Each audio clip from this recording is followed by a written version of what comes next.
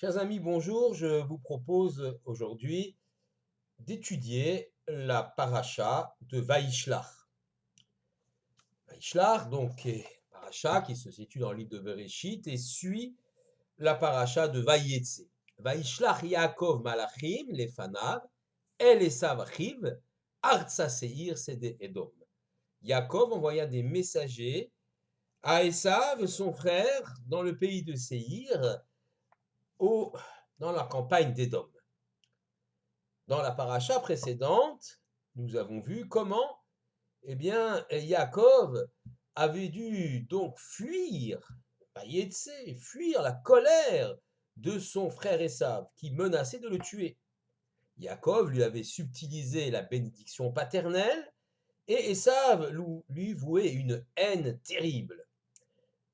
Yaakov avait fui, il s'était réfugié chez son oncle Lavan à Haran. Là, il y avait fondé une famille, 4 épouses, 12 garçons, une fille. Les 12 garçons donneront les 12 ancêtres des 12 tribus d'Israël. Le voilà de retour en Eretz Israël, mais il lui faut affronter la colère de son frère. Nous disons Maaseh Avot Siman Labanim. Les actes des pères sont des signes pour les enfants. Ainsi, on peut comprendre toutes les sidrotes du livre de Bereshit.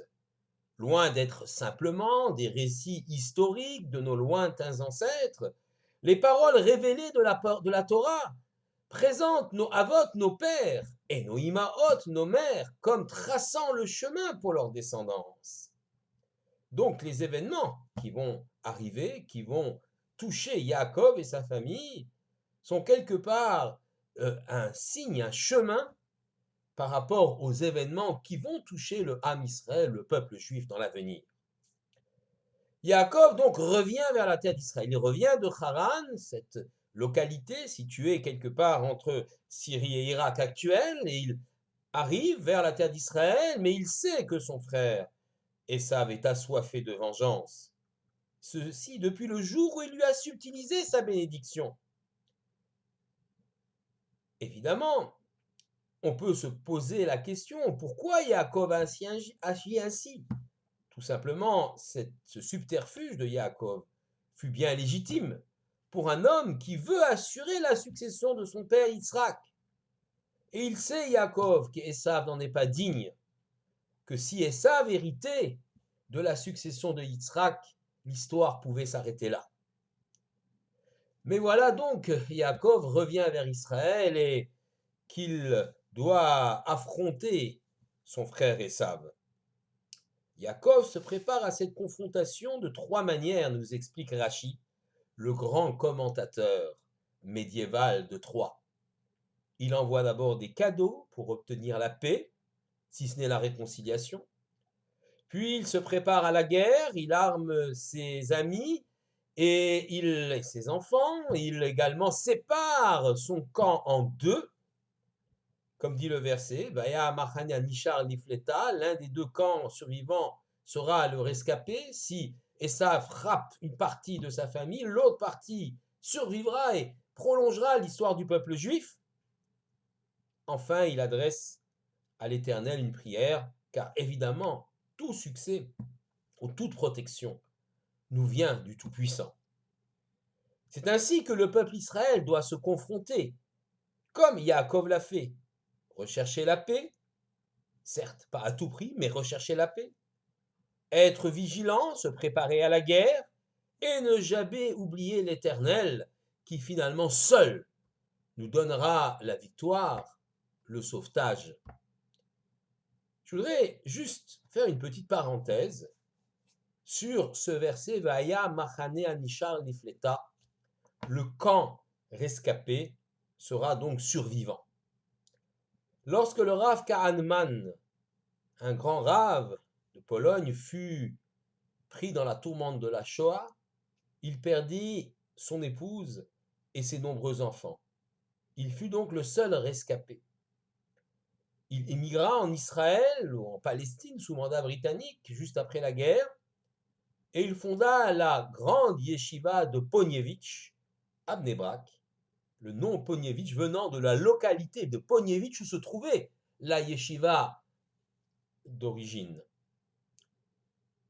Le bâtiment fut construit et enfin, en face de ce bâtiment, une annexe sur laquelle il fit écrire Vaya Machania Nishar Lifleta, le camp rescapé sera le camp survivant. C'est extrêmement émouvant de voir ce bâtiment et de voir effectivement que les choses, comme Yaakov l'avait pensé, se sont réalisées des générations et des générations après. Mais revenons au récit biblique. Un épisode très curieux va suivre cette première scène. Yaakov fait traverser la rivière Yabok, située à la frontière d'Israël, à tout son camp. Il retourne en arrière pour récupérer quelques affaires qu'il avait égarées. Des cruches, nous dit-on. Et là, un homme étrange l'agresse. Vaïater Yaakov levado, Yaakov est resté seul. Vaï avec Ishimo, et un homme a lutté avec lui, et ce jusqu'à l'aube. Vaï avec Ishimo adalot à Shachar, un homme a lutté avec lui, et ce jusqu'à l'aube. Voyant qu'il ne pouvait le vaincre, cet individu très mystérieux le blesse à la hanche. Rashi rapporte au nom du Midrash Bereshit Rabbah que ce mystérieux individu n'est autre que le Sar, le prince ou l'ange de Esav. Yaakov a donc lutté contre un personnage tout à fait fantastique, une sorte d'ange, de génie, de quelqu'un qui représente Esav. Y a-t-il eu vraiment lutte physique ou est-ce une image virtuelle? Les commentateurs sont divisés. Pour Maïmonide, le Rambam, la lutte et le dialogue entre Yaakov et l'ange d'Esav relèvent d'une vision prophétique. C'est une vision, dit le Rambam dans le Guide des Égarés, Moré Nevochim. Ce n'est pas une réalité physique. Pour Nachmanide, le Ramban, bien au contraire, cette rencontre fut réelle. L'un et l'autre se sont battus. Yaakov a lutté avec l'ange d'Esav et il a été blessé à la hanche, ou plus particulièrement, nous y reviendrons, au niveau du nerf sciatique, le guide anaché.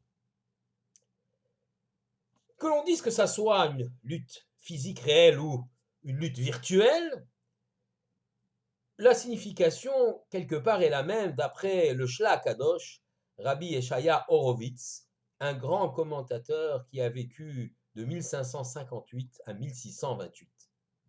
Pour le Shla Kadosh, il s'agit là d'une anticipation de la lutte fratricide que Yaakov pourra affronter le lendemain avec cette fois-ci son frère en chair et en os. Quelque part, il s'agit d'une répétition avant la rencontre véritable. Yaakov apprend cette nuit-là à se mesurer à Esav, en tout cas à son sar, à son prince, à son génie.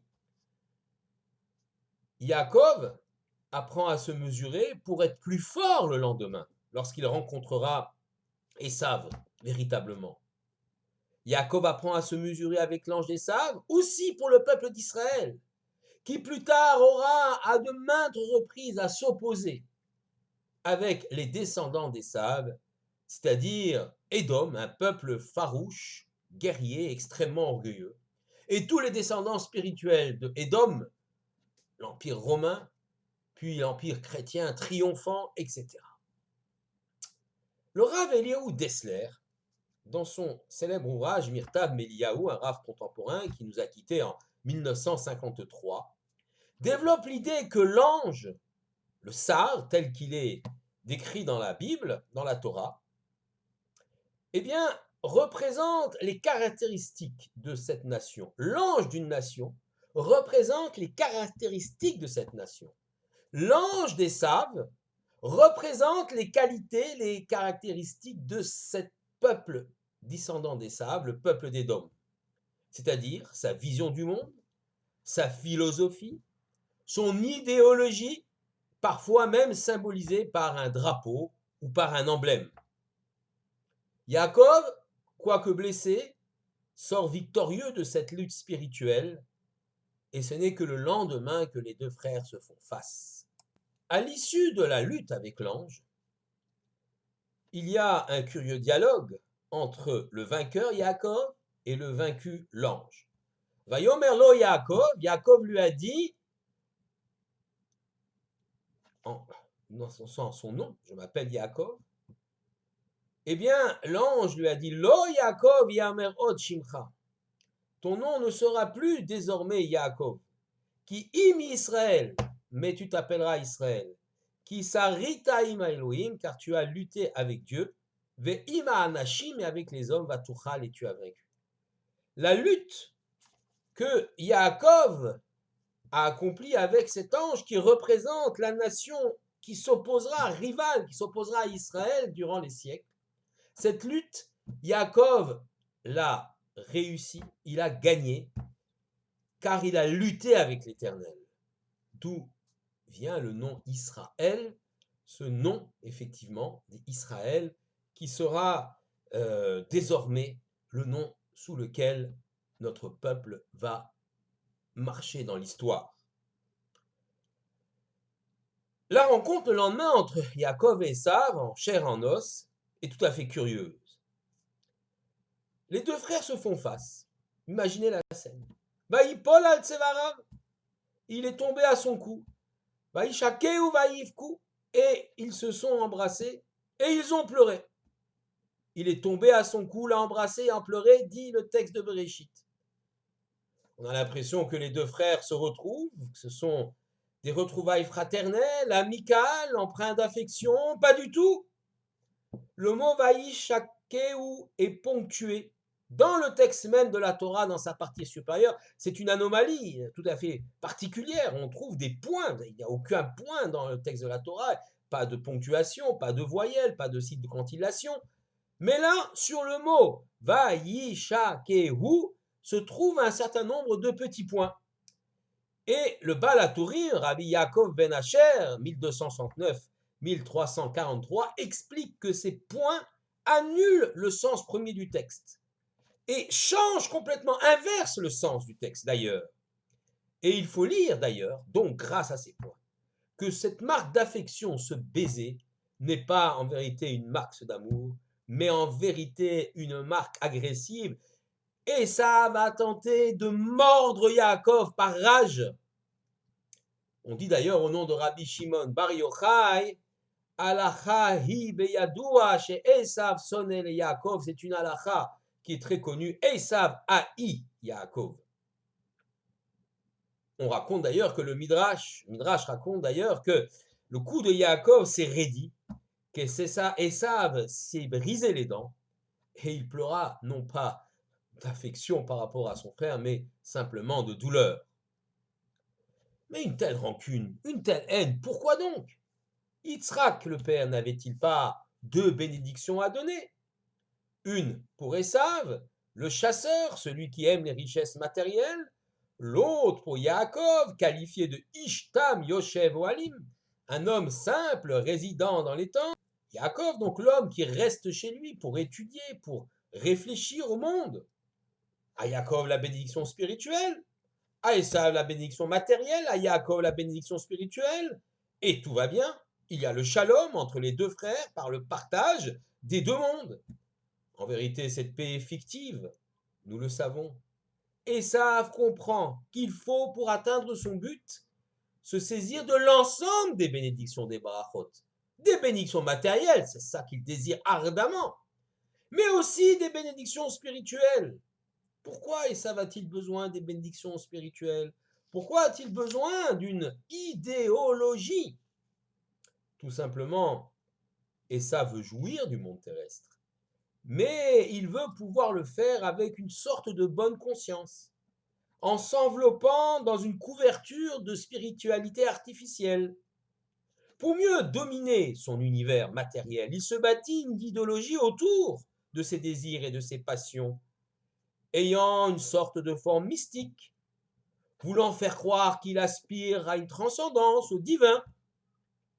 Esav ne peut dès lors supporter que Yaakov prétende à une autre spiritualité, plus authentique et dénuée d'arrière-pensée par rapport à la sienne. Et ça veut le monde spirituel pour habiller, pour donner une légitimité à sa soif de matérialité et à l'assouvissement de ses désirs. Quant à Yaakov, lui, il sait que pour exister, il ne peut se contenter d'un univers éthéré, qu'il doit s'ancrer dans un monde physique, dans une terre. La terre, c'est un pays, le pays d'Israël, Eretz Israël. Il est un homme, Yaakov, qui porte un message divin. Ce message divin, il est donné aux mortels, aux êtres humains, dans ce monde-ci. On ne peut pas vivre uniquement dans toute spiritualité. Il faut construire, bâtir un pays, une société, bâtir un couple, une famille, dans lesquels, effectivement, le message spirituel de l'Éternel pourra se développer. In enkemach en Torah, il n'y a pas de farine, il n'y a pas de Torah. Sans une base matérielle, il ne peut y avoir de spiritualité. Donc Yaakov doit se battre aussi pour le monde matériel. Un juif qui descend de Yaakov doit savoir sanctifier les éléments matériels par des actes humains et concrets. Les mitzvot, c'est le défi de Yaakov. Cette vision est insupportable pour son frère Esav. Dès lors, ce dernier veut lui voler son identité, l'identité même de Yaakov, être le seul héritier, détenteur unique de ce qu'il croit être le message paternel. Il faut donc éliminer Israël pour Esav et le remplacer dans l'histoire. La lutte est farouche. Lorsque Yaakov lutte avec l'ange, ce sont les deux idéologies qui s'affrontent, deux visions du monde et de l'histoire. Pour Esav, toute spiritualité, toute idéologie n'est là que pour servir d'alibi à l'assouvissement de ses envies et à la satisfaction de ses orgueils. Pour Yaakov, la spiritualité et les lois divines doivent pousser l'homme à s'élever au-delà de sa simple condition d'être biologique. Yaakov réussit à vaincre l'ange d'Esav. Il ressort vainqueur et convaincu de la justesse de sa cause, et il a dépassé ses angoisses. Le lendemain matin, donc, le vrai Esav ne peut plus rien contre lui. La lutte idéologique a déjà été gagnée par notre ancêtre. Et donc Esav est affaibli. Toutefois, Yaakov a été blessé à la hanche, rappelez-vous. Là où se trouve le nerf honteux, partie du nerf sciatique, qui est lié à l'organe de l'engendrement et de la reproduction. En effet, voilà un message très fort. Il se peut que plus tard, dans les engendrements de Yaakov, dans sa descendance, eh bien, un certain nombre de juifs, des générations entières peut-être, ne restent pas insensibles aux appels d'une société majoritaire, bâtie sur la vision d'Esav. Et c'est pour cela, et pour s'en souvenir, que la Torah nous interdit de consommer ce nerf, appelé nerf sciatique ou guide anaché. Par la suite, Yaakov va prendre bien soin de se séparer de Esav et de marcher à son rythme. Yaakov arrivera Shalem entier dans la terre d'Israël, n'ayant point oublié sa Torah chez Lavan, et surtout ayant surmonté la confrontation terrible avec son frère, cette lutte pour l'identité même. Shalem est de la même racine que Shalom, la paix. La véritable paix, la paix qui s'instaurera, n'est possible que dans la reconnaissance absolue de l'identité d'Israël, que dans la reconnaissance absolue de l'identité du peuple juif, souverain sur sa terre, la terre d'Israël. Shabbat Shalom à tous.